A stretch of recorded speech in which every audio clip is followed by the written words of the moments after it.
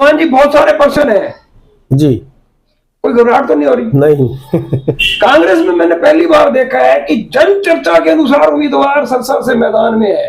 हाँ जी, कांग्रेस ने उम्मीदवार घोषित करने में देरी नहीं कर दी। बलवान जी, प्रश्न तीसरा मेरा आपसे यह है कि 1966 में हरियाणा का गठन हुआ, उसके बाद से जितने लोकसभा चुनाव सिरसा सीट पर हुए, 4 बार तो शैलजा जी के पिताजी चौधरी दलबीर सिंह सांसद रहे, 2 बार कुमारी शैलजा रही। लगभग इस परिवार ने 30 साल तक सिरसा लोकसभा क्षेत्र की सेवा की। क्या आज लोगों की अपेक्षाएं बहुत बढ़ गई हैं? राजनेताओं को 1 मिनट में लोग पकड़ लेते हैं, जवाबदेही मांगते हैं। क्या कुमारी शैलजा आज भी उम्र के इस दौर में जन अपेक्षाओं को खरा उतरने में सक्षम है? हरियाणा के पूर्व मुख्यमंत्री भूपेंद्र सिंह हुड्डा हरियाणा के एक मजबूत नेता माने जाते हैं, 10 साल तक हरियाणा के मुख्यमंत्री भी रहे हैं। क्या कुमारी शैलजा की सिरसा लोकसभा चुनाव में पूर्व सीएम हुड्डा मदद करेंगे? जन चर्चा लोगों के बीच में यह रहती है बलवान जी कि कांग्रेस खुद चुनाव नहीं हारती, कांग्रेस नेता ही कांग्रेस नेता को चुनाव हराता है। बलवान जी, आपने भाजपा से जब से आप कांग्रेस में आए तो आप मजबूती से इस क्षेत्र में काम कर रहे हैं। हम भी हरियाणा की पूरी राजनीति पे नजर रखते हैं। हमने ये देखा कि कुमारी शैलजा हरियाणा के मुख्यमंत्री पद, कांग्रेस अगर सत्ता में आती है तो मुख्यमंत्री पद की रेस में है, दौड़ रही है। हमने 1-2 बार पूछा भी सही, तो हमें बातों से लगा कि लोकसभा चुनाव ना लड़कर विधानसभा चुनाव इस बार कुमारी शैलजा लड़ना चाहती हैं। अब जबकि वो सिरसा से उम्मीदवार हैं, अगर वो चुनाव जीत जाती है, सांसद बन जाती है, तो क्या वो मुख्यमंत्री पद की रेस में फिर भी रहेंगी? हाँ जी, आज की राजनीति में एक छोट जो आसान है, आज की कुमारी शैलजा को उन्होंने अपना ताना बाना फिट करके सिरसा से सांसद की सीट पे दे दिया और उन अपने लिए रास्ता खाली कर रहे हैं ताकि उनके मुख्यमंत्री पद की मतलब दौड़ में उनके साथ कोई ना दौड़े। हमें यह लग रहा है जनता पार्टी ने लोकसभा में 400 पार का नारा लगा रखा है और एक बार हरियाणा विधानसभा में पिछली बार 75 पार का नारा आपने खुद देखा, उस रणनीति में भी आप शामिल थे। ये 400 पार का नारा आपको क्या लग रहा है कि ऐसा ही हरियाणा के मुख्यमंत्री को रातों रात बदल दिया गया और नायब सिंह सैनी को मुख्यमंत्री बना दिया गया? देखिए, मैं ये नहीं कह रहा कि जातिगत समीकरण नहीं होते। अभी आपने कहा कि देश में जातिगत द्वेष फैलाने की कोशिश की जा रही है, हिंदू मुसलमान को लड़ाने की कोशिश हो रही है, सांप्रदायिक तनाव। देश के ना 2-2 मुख्यमंत्री जेल में है, कई और बड़े नेता भी जेल में है। ये क्या मानते हैं? क्या वास्तव में कोई भ्रष्टाचार के विरुद्ध लड़ाई है या अपने सामने विपक्ष को बिल्कुल साफ कर देने की रणनीति है? भारतीय जनता पार्टी की सरकार है, विशेषकर मैं ये पूछना चाहता, सरकार ये दावा कर रही है कि हमने बिना पर्ची बिना खर्ची नौकरियां दी, हमने विभिन्न पोर्टल लागू करके तहसीलों से अन्य विभागों से भ्रष्टाचार खत्म किया। आप इस बारे में क्या कहेंगे? मैंने पहले भी कई बार प्रश्न पूछा है, मेरे को उम्मीद है आज शायद आप जवाब दे दें। भाजपा में आपको पिछले चुनाव में टिकट का प्रबल दावेदार माना जा रहा था, आपकी टिकट भाजपा की किसी रणनीति के तहत छूट गई या पैसे का बल रास्ते में आड़े आ गया? ऐसा क्या हुआ? आप अपने आप के लिए इतिहास मानेंगे? इतिहास रिपीट ना हो जाए। आप मुख्यमंत्री मनोहर लाल पे विश्वास करते रहे भी टिकट मिलेगी, टिकट ऊपर से धूड़ाराम जी ले आए, इस बार भी कहीं ऐसा हो गया तो?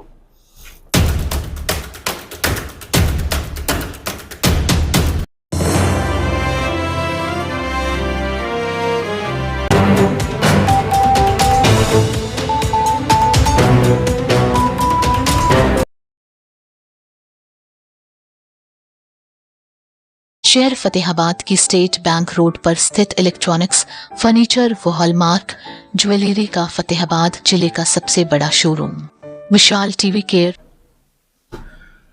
नमस्कार साथियों, मैं हूं सुनील सदेवा। आप देख रहे हैं हरियाणा जनादेश टाइम्स टीवी। जैसा कि आप लोगों को मालूम है, लोकसभा चुनावों का बिगुल बज चुका है। कांग्रेस के सिरसा लोकसभा सीट पर पूर्व केंद्रीय मंत्री कुमारी शैलजा को उम्मीदवार घोषित करने के साथ ही सिरसा लोकसभा क्षेत्र का चुनावी पारा एकदम ऊपर जा चढ़ा है। जनादेश कार्यालय में आज हमारे बीच पूर्व विधायक कांग्रेस नेता बलवान सिंह दौलतपुरिया जी हैं, कांग्रेस के वरिष्ठ नेता हैं और पूर्व केंद्रीय मंत्री कुमारी शैलजा के खसम खास हैं, और फतेहाबाद क्षेत्र से एक मजबूत राजनेता भी हैं। इनके बारे में लोगों के बीच अच्छी चर्चा है। हम जनादेश खास बात की शुरुआत भी इन्हीं से कर रहे हैं। कांग्रेस टिकट की घोषणा का हम इंतजार कर रहे थे और जनादेश खास बात में इस सीजन का पहला इंटरव्यू हरियाणा जनादेश टाइम्स पूर्व विधायक बलवान सिंह दौलतपुरिया से करने जा रही है। बलवान जी, बहुत सारे प्रश्न है जी, कोई घबराहट तो नहीं हो रही? नहीं सब कुछ ठीक है? बिल्कुल ठीक है। पूर्व केंद्रीय मंत्री कुमारी शैलजा, मैं आप लोगों की प्रशंसा नहीं करना चाहता, एक निष्पक्ष पत्रकार हूं, आप भी जानते हैं, हम एक दूसरे को बड़ी अच्छी तरह जानते हैं। कांग्रेस में मैंने पहली बार देखा है कि जन चर्चा के अनुसार उम्मीदवार सरसा से मैदान में है। लोगों के बीच एक चर्चा छिड़ी हुई थी एक महीने से कि कुमारी शैलजा सिरसा से कांग्रेस के उम्मीदवार होनी चाहिए। क्या जन चर्चा के अनुसार उम्मीदवार बना है या आप लोगों ने उतारा है? सबसे पहले मैं आपके जनादेश टाइम टीवी के माध्यम से जो सिरसा लोकसभा क्षेत्र की जनता की भावनाओं के अनुरूप जो कांग्रेस के शीर्ष नेतृत्व ने फूल चढ़ाने का काम किया और बहुत ही सशक्त नेता आदरणीय बहन कुमारी शैलजा जी को जो प्रत्याशी बना के हमारे बीच में भेजा है, मैं आपके माध्यम से शीर्ष नेतृत्व का हार्दिक आभार व्यक्त करता हूं, धन्यवाद करता हूं।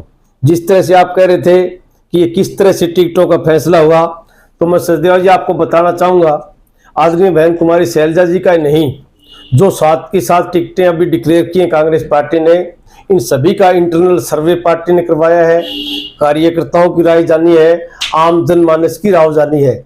इन सभी की भावनाओं के अनुरूप कांग्रेस पार्टी ने टिकटें वितरण की है, चाहे महिलाओं की देने की बात हो, चाहे ओबीसी वर्ग को देने की बात हो, चाहे एससी वर्ग को देने की बात हो, चाहे युवा को देने की बात हो, हर वर्ग का टिकटों के अंदर ध्यान रखा गया है। बलवान जी,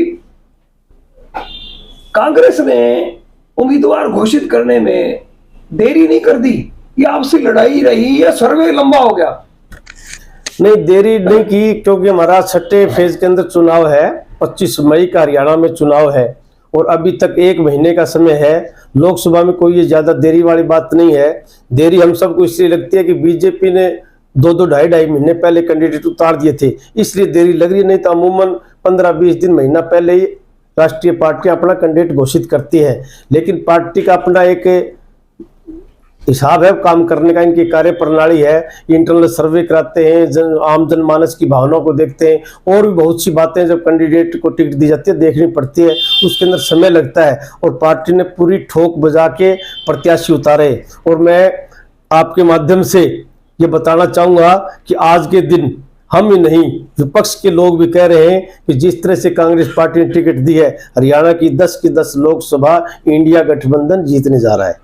बलवान जी, प्रश्न तीसरा मेरा आपसे यह है कि 1966 में हरियाणा का गठन हुआ, उसके बाद से जितने लोकसभा चुनाव सिरसा सीट पर हुए, 4 बार तो शैलजा जी के पिताजी चौधरी दलबीर सिंह सांसद रहे, 2 बार कुमारी शैलजा रही। लगभग इस परिवार ने 30 साल तक सिरसा लोकसभा क्षेत्र की सेवा की। क्या आज लोगों की अपेक्षाएं बहुत बढ़ गई हैं? राजनेताओं को 1 मिनट में लोग पकड़ लेते हैं, जवाबदेही मांगते हैं।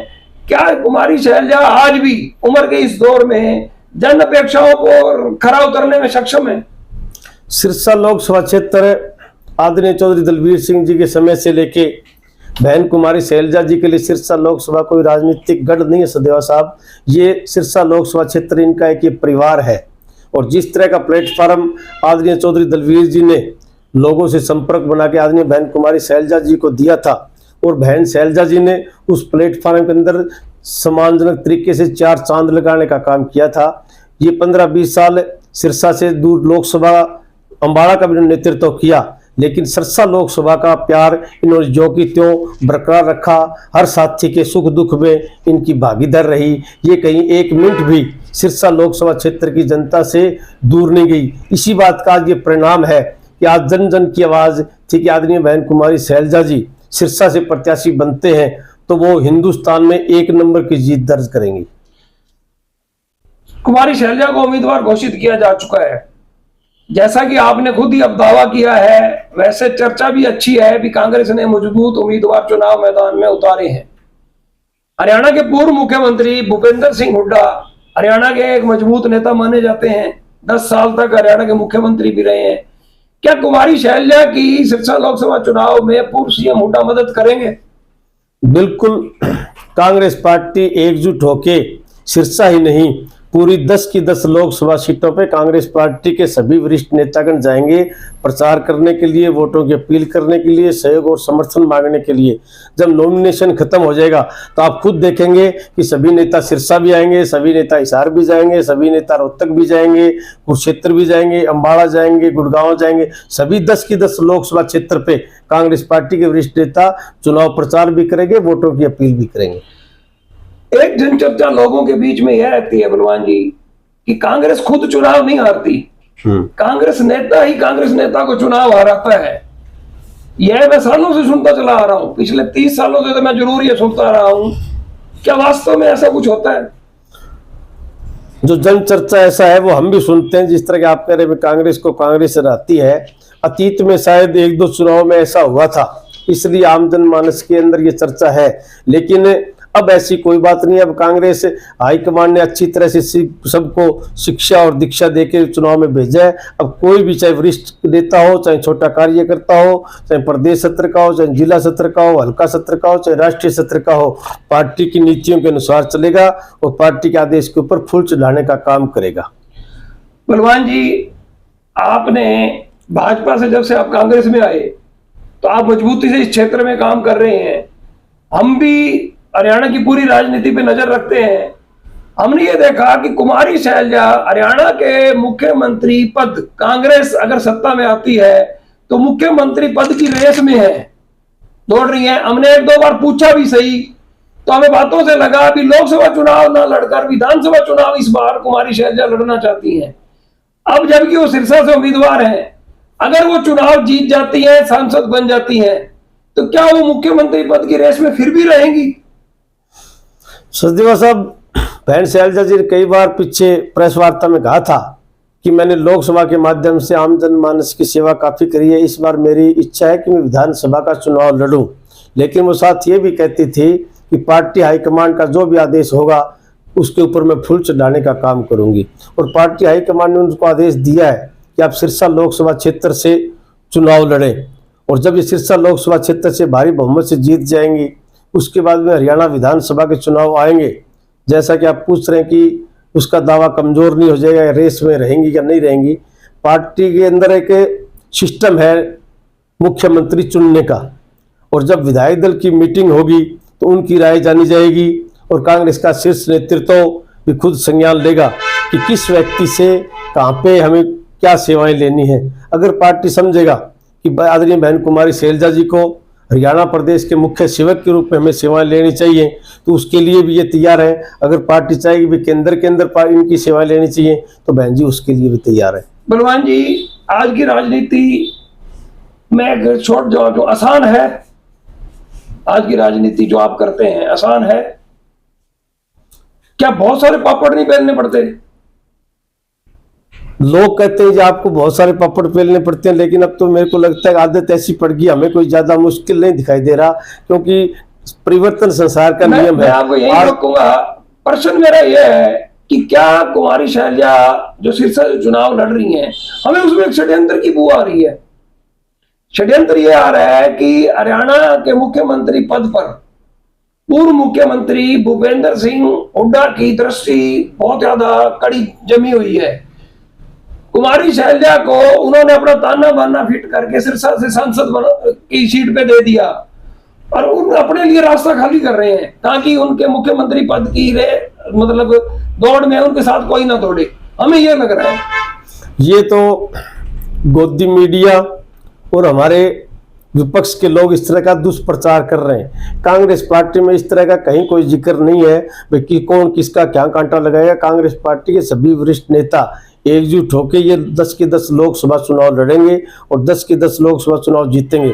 और आपने देख भी लिया टिकट वितरण में जिस तरह से आम जनमानस की भावनाओं के अनुरूप कैंडिडेट उतारे गए हैं, उससे साबित होता है कि आपकी बात मुझे लगती है कि कहीं ना कहीं ये विपक्ष के लोगों का और गोदी मीडिया का षड्यंत्र है, ताकि कार्यकर्ताओं में कहीं ना कहीं एक निराशा की भावना पैदा हो जाए। लेकिन आज कांग्रेस का कार्यकर्ता सजग और सावधान है, क्योंकि उनको पता है कि एक गोदी मीडिया और भाजपा वाले सिर्फ झूठ चलाने की यूनिवर्सिटी है, इनकी बातों पे कोई इतबार नहीं करता। इवन कि प्रधानमंत्री की बातों पे आज के दिन लोग इतबार नहीं कर रहे।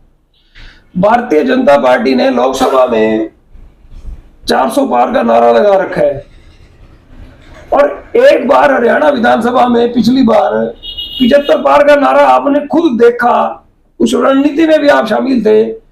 ये 400 पार का नारा आपको क्या लग रहा है कि ऐसा कुछ होने वाला है? ये 400 पार तो लोगों को वैसे दिग्भ्रमित करने के लिए, गुमराह करने के लिए लगाया है, लेकिन भाजपा के लोगों को भी पता है, आम जनमानस के लोगों को पता है, और आप भी बड़े सीनियर जर्नलिस्ट हैं, आपको बखूबी पता है कि कहीं भी 400 के आसपास से बीजेपी नहीं रहने वाली। आज तो आम चर्चा है कि 150 पौने 200 सीट एनडीए ले जाए तो ही बेहतर है, कहीं ये 150 से नीचे ना चला जाए। आज हालात ये है, क्योंकि जब 2 फेज के चुनाव हो चुके हैं और जिस तरह से प्रधानमंत्री के भाषण जितना निम्न सत्र का आ चुका है, इससे लोगों को पता लग चुका है कि भाजपा के लोग विद प्राइम मिनिस्टर ये घबरा चुके हैं। क्योंकि आज अगर प्रधानमंत्री कॉन्फिडेंस में होते तो अपने 10 साल के रिपोर्ट कार्ड पे वोट मांगते, महंगाई पे वोट मांगते, बेरोजगारी पे वोट मांगते, कानून व्यवस्था पे वोट मांगते, किसानों के एमएसपी गारंटी पे वोट मांगते, छोटे दुकानदारों के हितों के लिए क्या किया उसके लिए वोट मांगते, छोटे व्यापारियों के लिए क्या किया उस पर वोट मांगते। लेकिन रिपोर्ट कार्ड की बजाय 2 फेज के चुनाव में इनका भाषण इतना निम्न सत्र का आ चुका है कि वही हिंदू मुसलमान पे आ गए। और पिछले दिनों तो और भी इनकी गिरावट देखने आई कि हमारी माताओं बहनों के मंगलसूत्र की बात भी प्रधानमंत्री करने लग गए। अब प्रधानमंत्री को मंगलसूत्र के बारे में ABCD का भी नहीं पता। अगर प्रधानमंत्री मंगलसूत्र के बारे में कुछ जानते होते तो किसान आंदोलन में जो हमारे 750 किसानों शहादत के बाद जो 750 मंगलसूत्र की इन्होंने कीमत डाली होती, तो आम जनमानस सोचता कि प्रधानमंत्री मंगलसूत्र की कीमत जानता है। लेकिन प्रधानमंत्री के लिए मंगलसूत्र वो सिर्फ एक गहना है, जेवर है, लेकिन हमारी माताओं बहनों के लिए मंगलसूत्र एक प्राणवायु है। बलवान जी, हरियाणा के मुख्यमंत्री को रातों रात बदल दिया गया और नायब सिंह सैनी को मुख्यमंत्री बना दिया गया। देखिए, मैं ये नहीं कह रहा कि जातिगत समीकरण नहीं होते। अभी आपने कहा कि देश में जातिगत द्वेष फैलाने की कोशिश की जा रही है, हिंदू मुसलमान को लड़ाने की कोशिश हो रही है, सांप्रदायिक तनाव फैलाने की कोशिश जा रही है। ये जो अदला बदली हुई है, कोई जातिगत संतुलन करना चाहते हैं या भाजपा का कुछ और देख रहे हैं आप? ये जो मनोहर लाल को बदलकर नायब सिंह सैनी को बनाया गया है, ये लोग जनता को गुमराह करने के लिए, आंखों में धूल झांकने के लिए बड़े एक्सपर्ट है। इनकी व्हाट्सएप यूनिवर्सिटी मिनटों सेकंड में लोगों का माइंड वॉश करने का काम करती है। लेकिन ये लोग अंदर से घबराए हुए थे मनोहर लाल जी के नेतृत्व में, और जब इन्होंने अपना इंटरनल सर्वे भाजपा ने कराया तो भाजपा चाहे विधानसभा के चुनाव चाहे लोकसभा के हो, चारों खाने चित होती हुई दिखाई दे रही थी। अब इन्होंने ये असफल प्रयास किया है कि मुख्यमंत्री को बना के नायब सैनी को मुख्यमंत्री बना दिया जाए, जबकि नायब सैनी तो अपनी योग्यता भी साबित नहीं कर पाएगा और वो इतने सक्षम भी नहीं है कि वो इस पद को संभाल कर कुछ जनता के हितार्थ से बात कर सकें। लेकिन ये फिर एक बार कोशिश कर रहे हैं जात पात के अंदर हमारे हरियाणा प्रदेश को उलझाने के लिए। लेकिन अब हरियाणा प्रदेश का मतदाता बड़ा जागरूक हो चुका है, चाहे ये मुख्यमंत्री बदलें, चाहे ये मंत्री बदलें, चाहे ये प्रदेश अध्यक्ष बदलें, अब इनकी बातों में आने वाला नहीं है। और इन लोकसभा चुनाव में इनको ऐसी करारी चप्पत मारेगा कि बीजेपी को अपनी औकात दिखाई देगी। बलवान जी, अरे देश के ना 2 मुख्यमंत्री जेल में हैं, कई और बड़े नेता भी जेल में हैं। ये क्या मानते हैं, क्या वास्तव में कोई भ्रष्टाचार के विरुद्ध लड़ाई है या अपने सामने विपक्ष को बिल्कुल साफ कर देने की रणनीति है? 2 मुख्यमंत्री जेल में चुनाव के दौरान जाना सचदेवा साहब बहुत ही निंदनीय है। प्रधानमंत्री पे तो लोगों को भरोसा नहीं था। आम जनमानस सोच रहा था कि ईडी का, सीबीआई का, इनकम टैक्स के दूसरी संस्थाओं का दुरुपयोग करके अपने समकक्ष दूसरे राजनीतिक लोगों को जेलों में डालने का, प्रताड़ित करने का काम करते हैं ताकि वो भाजपा की वॉशिंग मशीन में आ जाएं। और जो ये 2 मुख्यमंत्री भाजपा की वॉशिंग मशीन में इन्होंने आने के लिए डिनाई कर दिया, तो इनको ईडी और सीबीआई के माध्यम से जेल में डालने का काम किया।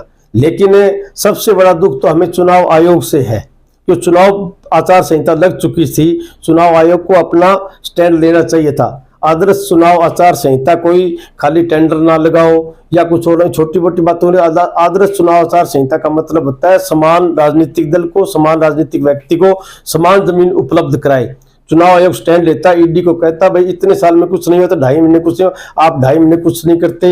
इनकम टैक्स वालों को कहता, और भी जो दूसरी एजेंसीज है, चुनाव आयोग और सख्ती से उनको कहता भाई हमारा फर्ज है प्रत्येक राजनीतिक दल को समान जमीन उपलब्ध कराना। लेकिन आज तो चुनाव आयोग ही पंगु बन चुका है, और जिस तरह से आम जनमानस कह रहा है इस बार मोदी आ गए तो ये संविधान चेंज कर देगा और ये देश फिर गुलामी की ओर चला जाएगा, फिर हमें 100 साल कहीं ना कहीं संघर्ष करना पड़ेगा।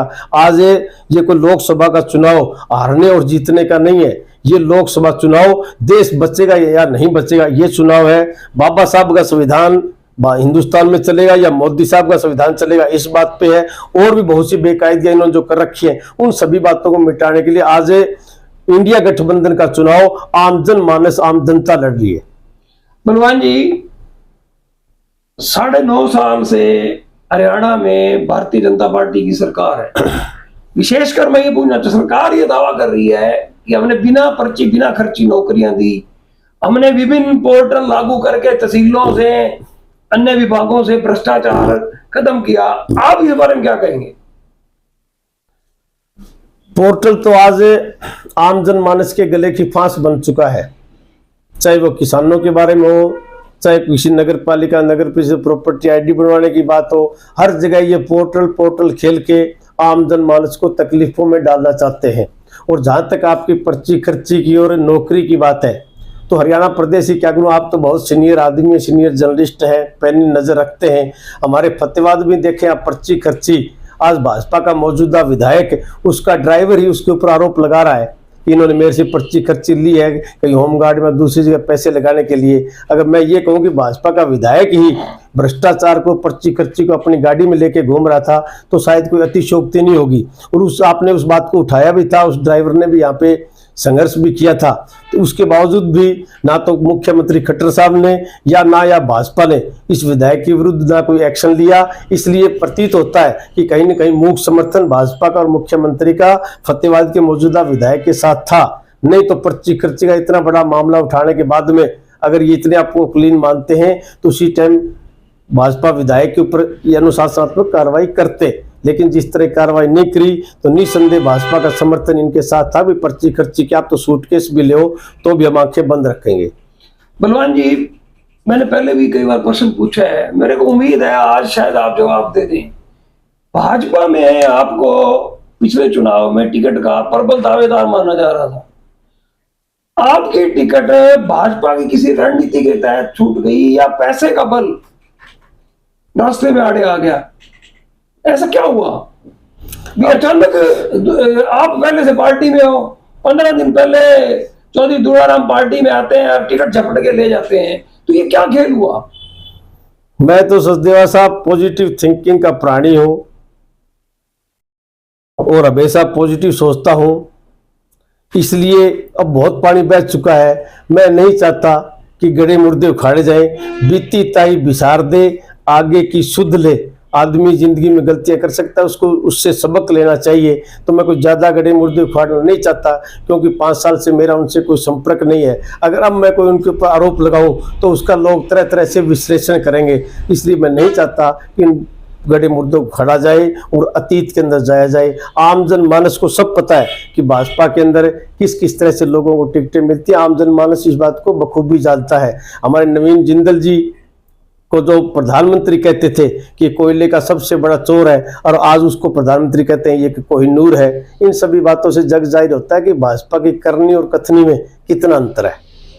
बलवान जी, यह चुनाव जो कहने को तो क्या वास्तव में लोकसभा का चुनाव है।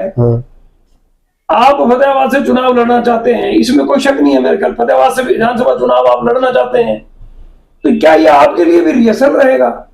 क्योंकि 6 महीने बाद चुनाव होने वाले हैं, जो चुनाव परिणाम आएगा फतेहाबाद सीट के ऊपर भी कांग्रेस को कितने वोट मिलते हैं, तो क्या आप अपने आप के लिए रिहर्सल मानेंगे? निसंदेह जो व्यक्ति राजनीति करता है उसकी कहीं ना कहीं इच्छा होती है कि वो चुनाव लड़े, और मेरी भी इच्छा है कि मैं भी चुनाव लड़ूं, लेकिन जैसा पार्टी हाईकमांड का आदेश होगा उसके ऊपर मैं फूल चढ़ाने का काम करूंगा। और जहां तक रिहर्सल की बात है तो बखूबी ये विधानसभा चुनाव की लोकसभा चुनाव रिहर्सल है। अगर इसके अंदर हम अच्छा प्रदर्शन करेंगे तो हमें विधानसभा चुनाव में लाभ मिलेगा। बड़े बुजुर्ग कहते हैं अगर आप अतीत शांति काल में आप पसीना बहाओगे तो आपको युद्ध क्षेत्र में खून नहीं बहाना पड़ेगा। उसी पैटर्न पे हम चल रहे हैं कि अब जितनी मेहनत कर लेंगे आगे विधानसभा चुनाव में वो काम आएगी। और वहां जी कहीं इतिहास रिपीट ना हो जाए। आप मुख्यमंत्री मनोहर लाल पे विश्वास करते रहे भी टिकट मिलेगी, टिकट ऊपर से दूड़ाराम जी ले आए, इस बार भी कहीं ऐसा हो गया तो? आपने लोकसभा की जो टिकटें घोषित हुई हैं कांग्रेस पार्टी की, इससे आप कांग्रेस पार्टी की कार्यप्रणाली का बखूबी अंदाजा लगा सकते हैं कि कांग्रेस पार्टी में किस तरह से टिकटें मिलती हैं। ये ऊपर नीचे वाला कांग्रेस पार्टी में कुछ नहीं है, जनता की भावनाओं के अनुरूप और आम जनमानस क्या चाहता है, विनिंग कैंडिडेट कोई पार्टी टिकट देगी। इस तरह से कोई ऐरा गैरा आज आ जाए और कल टिकट लिए, ये कांग्रेस पार्टी में नहीं चलता। बलवान जी, कांग्रेस राजनीति में आप, मेरा तो खुद मानना और आकलन है कि मात्र फतेहाबाद तक सीमित नहीं है। आप एक बहुत बड़े राजनेता बन चुके हैं, फतेहाबाद से जरूर आप चुनाव लड़ना चाहते हैं। हमारे पास ऐसी सूचनाएं हैं कि कुछ पूर्व विधायक 3, 5 या 7 की संख्या तक कांग्रेस को ज्वाइन करने वाले हैं, और वो भी कुमारी शैलजा के नेतृत्व में। मैं पहले भी कह चुका हूँ, आप बड़े सीनियर जर्नलिस्ट हैं। आप फतेहाबाद जिला नहीं पूरे हरियाणा प्रदेश की राजनीति पे पैनी निगाह रखते हैं। और जब आपने सवाल पूछ लिया तो मैं बताना चाह रहा हूं कि कम से कम आधा दर्जन विधायक, जिसके अंदर भाजपा के भी हैं, इंडिपेंडेंट भी, दूसरे राजनीतिक दलों के भी हैं, आज कांग्रेस पार्टी के टच में है और बहुत जल्द आपको वो कांग्रेस पार्टी ज्वाइन करते हुए दिखाई देंगे, ऐसी हमारा विश्वास है। क्योंकि पिछले 5-6 दिन से ये डेवलपमेंट हुई है। काफी विधायकों ने कांग्रेस पार्टी के शीर्ष नेतृत्व से मुलाकात की है। उनकी बातचीत किस दौर में चल रही है, आने वाले 5-6 दिनों में वो सारी बात क्लियर हो जाएगी और भाजपा को बहुत बड़ा झटका लगेगा। और मैं आपके माध्यम से ये कहना चाहूंगा कि जब 4 जून को नतीजे आएंगे तो उसके 1 महीने के अंदर अंदर हरियाणा विधानसभा भी गिर जाएगी। हरियाणा विधानसभा के चुनाव दोबारा होंगे, मौजूदा सरकार का भी पतन हो जाएगा। बलवान जी, मैंने 15 के लगभग क्वेश्चन पूछे हैं, आपने बहुत ही शानदार, बड़ी कुशलता से जवाब दिए हैं। आप जनता के नाम लोकसभा चुनावों के लिए अपनी तरफ से संदेश दें। उससे पहले कोई ऐसा क्वेश्चन जो कि मैंने ना पूछा और आप जवाब देना चाहते हो? प्रश्न तो आप सीनियर आदमी, आपको मैं प्रश्न के बारे में बताऊं तो सूर्य को दीपक दिखाने के समान है। आप प्रश्न हमेशा जलेबी की तरह सीधा और सपाट पूछते हैं और हमारे जैसे लोग तो शायद उसका इतना उत्तर नहीं दे पाते। लेकिन मैंने हर संभव प्रयास किया था आपके प्रश्नों का सकारात्मक तरीके से जवाब दूं और उसके लिए मैं आपका धन्यवाद भी करता हूं। और मैं आपके चैनल के माध्यम से सिरसा लोकसभा क्षेत्र की जनता के साथ साथ हरियाणा प्रदेश की जनमानस से ये निवेदन करता हूं, विनती करता हूं, गुजारिश करता हूं कि इस बार का चुनाव कोई लोकसभा में किसी प्रत्याशी को जिताने का और हराने का चुनाव नहीं है। ये चुनाव हमारा अस्तित्व रहेगा या नहीं रहेगा, इसको बचाने का चुनाव है। ये चुनाव बाबा साहब भीमराव अंबेडकर का संविधान हिंदुस्तान में रहेगा या मोदी साहब का संविधान रहेगा, इस बात पे खरा उतरने का चुनाव है। और ये चुनाव किसानों को एमएसपी गारंटी मिलेगी या नहीं मिलेगी, इस पे फैसला करने का चुनाव है। और ये चुनाव पूंजीपतियों के हितों की जो सरकार रक्षा करती है, कहीं ना कहीं गरीब आदमी की, मजदूर की, कर्मचारी की, छोटे दुकानदार की, व्यापारी की, उनकी बात भी सुनी जाएगी कि नहीं सुनी जाएगी। इन्हीं सभी बातों को मद्देनजर रखते हुए आप आदरणीय राहुल गांधी जी की गारंटी पे विश्वास कीजिए और आने वाली तारीख को, जब भी आपकी वोटिंग की तारीख हो, चाहे हरियाणा प्रदेश की 25 मई की हो या कहीं और, कहीं आप सुन रहे हैं मुझे, आपकी तारीख और कहीं है, तो आप कांग्रेस पार्टी को, इंडिया गठबंधन के प्रत्याशी को जिताने का काम करें ताकि आपके आने वाले बच्चों का भविष्य उज्जवल हो। हमारा हिंदुस्तान प्रदेश एक बार पुनः उन्नति और विकास के मार्ग पर चल पाए। अगर इस बार हमने कोई किंतु परंतु कर दी तो अगले आने वाले कई सालों में उसका हमें खमियाजा भुगतना पड़ेगा और इसके लिए कोई दूसरा दोषी नहीं है। हम सब जो 50 साल से ऊपर के व्यक्ति हैं वो दोषी होंगे, क्योंकि जो 15-20 साल का बच्चा 10 साल के बाद में हमसे ये पूछेगा कि आदरणीय राहुल गांधी जी ने जब भारत जोड़ो न्याय यात्रा के माध्यम से पूरे भारत सत्र पे इंडिया गठबंधन के नाम से एक अलायंस बनाया था, तो आपने उसको अपना सहयोग, समर्थन और आशीर्वाद क्यों नहीं दिया? तो शायद हमारे पास कोई जवाब नहीं बन पाएगा। इसलिए सभी बुजुर्गों से, नौजवान साथियों से, माताओं बहनों से मैं ये विनती, निवेदन और गुजारिश करता हूं कि आने वाली 25 मई को इंडिया गठबंधन के प्रत्याशियों को जिताने का काम करें, ताकि आपकी अपनी सरकार बन सके। धन्यवाद। जय हिंद। साथियों, पूर्व विधायक बलवान सिंह दौलतपुरिया जी के साथ एक बहुत ही शानदार इंटरव्यू हुआ है। 20 मिनट से ज्यादा का यह इंटरव्यू है। आप देखिए, इन्होंने दो टूक लहजे में बड़ी स्पष्टवादिता से कह दिया है कि हमने सिरसा लोकसभा सीट पर एक बहुत ही मजबूत, एक बेदाग छवि की कांग्रेस नेत्री, जो बहुत ज्यादा व्यवहार कुशल है, कभी उनके मुंह से गलत बात नहीं निकलती, कुमारी शैलजा जी को चुनाव मैदान में उतार दिया है। अगर आप बदलाव चाहते हैं, अगर आप नरेंद्र मोदी सरकार की नीतियों से परेशान हैं, अगर किसानी हित में भाजपा सरकार के फैसले नहीं है, कानून व्यवस्था की स्थिति आपको परेशान करती है, तो आप इस चुनाव में कांग्रेस को वोट दें। बलवान जी, आपका बहुत बहुत धन्यवाद। हम लगातार आपके साथ बने रहेंगे और 25 मई तक 3-4 बार बलवान जी से बात करेंगे। जो जो चुनाव चलेगा हम भी इनके साथ देखेंगे जाकर कि ये चुनाव प्रचार किस तरह कर रहे हैं और क्या वहां का माहौल है। धन्यवाद। धन्यवाद।